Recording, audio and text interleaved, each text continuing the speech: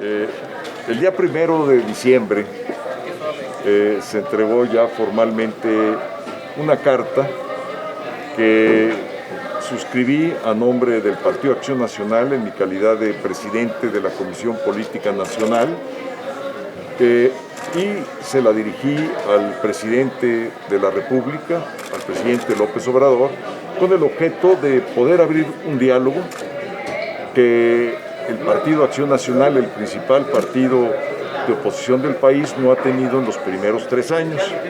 Entonces nos pareció que era un momento oportuno, a la conclusión de su 3er año, poder abrir un diálogo entre partidos políticos de oposición con el presidente de la República.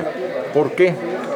Porque los partidos, como ustedes saben, somos instituciones de interés público, estamos normados por la Constitución y nuestra función como partido es agregar la representación nacional. Además, hay muchos temas que se abordan ciertamente aquí en el Congreso, pero hay otros que son propios del titular del Ejecutivo. Un partido tiene gobiernos municipales, tiene gobiernos estatales, tiene grupos parlamentarios en los distintos congresos locales y, por supuesto, tiene sus grupos parlamentarios aquí en el Congreso Federal.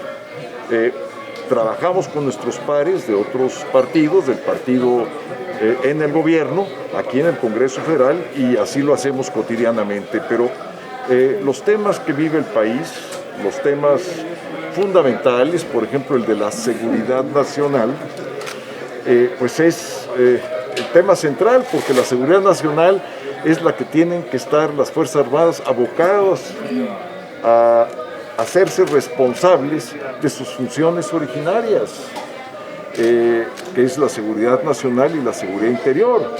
Y estamos viendo que el titular del Ejecutivo distrae de esas funciones para dedicarlas a un sinnúmero de actividades que no son propias del orden castrense.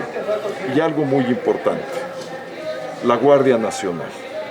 El artículo 21 de la Constitución es muy claro, dice que tiene que ser mando civil, así lo dice la Constitución, nadie más, ¿verdad? Y pueden coadyuvar con la Guardia Nacional de aquí hasta marzo del 2024, así dice el artículo transitorio que crea la Guardia Nacional.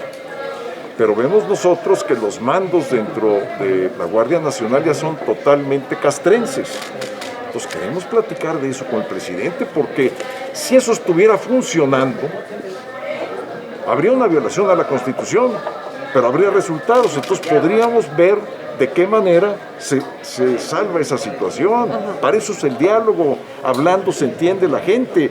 Lo que no podemos permitir es que al día de hoy tengamos 105,000 fallecimientos por homicidios dolosos, 105,000, pues eso es el saldo de una guerra, eso es el saldo de una guerra. ¿Y cuál es el riesgo si no hay este diálogo entre la segunda fuerza opositora y el Ejecutivo? Decía que Pero ya hubo aquí el respuesta del diálogo. presidente de la República. No ha habido respuesta del presidente, la estamos esperando,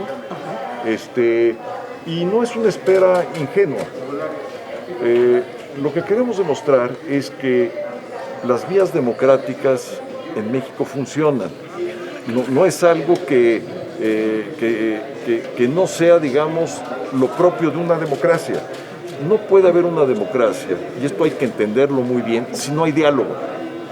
No puede haber una democracia si no hay un intercambio de ideas entre quien es el titular del país y las oposiciones. En ninguna parte del mundo sucede. Nunca había sucedido esto antes.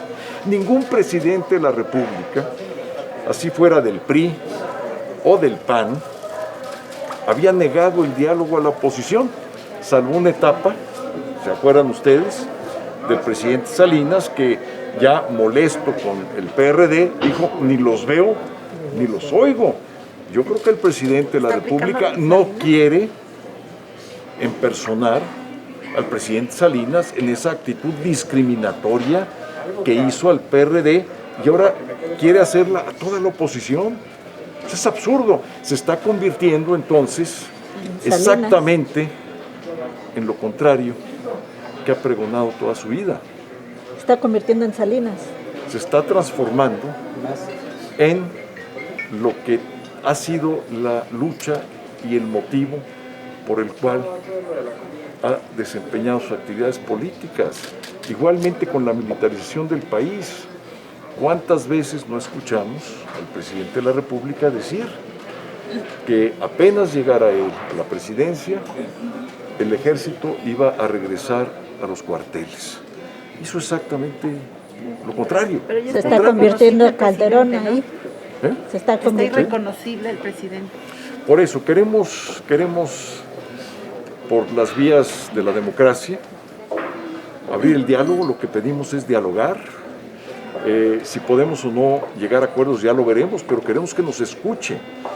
¿Por qué tenemos las ideas que hemos venido proponiendo en los grandes temas del país? El tema de la seguridad, el tema eléctrico. A ver, él en su iniciativa que presentó aquí a la Cámara de Diputados, él dice que los motivos por los cuales quiere hacer la reforma es porque las inversiones que hicieron privados, nacionales y extranjeros cometieron, fíjense ustedes, el delito de fraude a la ley, así lo dice la iniciativa, el delito de defraudación fiscal y el delito de despojo. Entonces la primera pregunta que nos hacemos como opositores es muy clara. A ver, entonces quiere decir que están operando la electricidad delincuentes. ¿Y por qué no hay ninguna denuncia? ¿Por qué no están en la cárcel? Si son delincuentes, defraudadores fiscales, defraudadores de la ley, y si han hecho despojos, deben estar en la cárcel. ¿Quiénes son? ¿Y quiénes son? ¿Y cuáles son sus delitos exactamente? ¿Por qué? ¿Por qué dice que son delincuentes? Así lo dice en la exposición de motivos, por favor, hay que leerla. Entonces, sí nos gustaría sentarnos con él y preguntarle, a ver, presidente, ¿quién ha abusado en materia eléctrica? Tal o cual empresa. Muy bien, a ver, vamos a verlo técnicamente. Si lo demuestra, seríamos los primeros en acabar con ese desequilibrio, con ese abuso. Seríamos los primeros. Pero ¿qué estamos viendo? Por ejemplo, en lo del aeropuerto de Texcoco. Supuestamente se frenó ese aeropuerto por la corrupción que había. ¿Me pueden ustedes decir el nombre de un solo empresario o constructor que haya sido denunciado por corrupción?